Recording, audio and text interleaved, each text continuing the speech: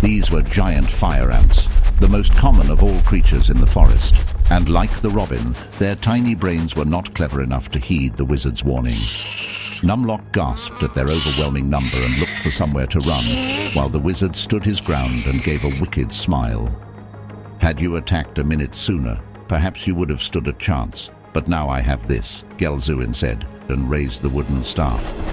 The creatures tightened their circle, and the goblin backed away until he was cowering against the wizard's leg and pointing his spear this way and that to ward off the giant insects. Gelzuin ignored the goblin trembling by his side and could feel the power of the thunder cane growing in his hands. With that, he focused his attention on the nearest ant, a big reddish-brown monster crouched directly in front of him, then lowered the tip of the wooden staff, pointed it at the ant, and simply said, "Zap!"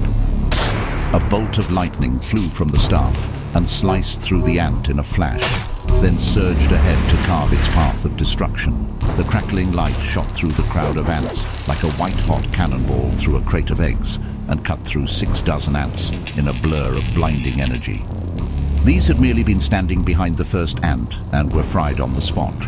With one shot, they toppled over where they stood, blackened, curled up and burnt to a crisp, while the others standing nearby looked around confused. The ants had seen lightning, but they had never seen it coming after them.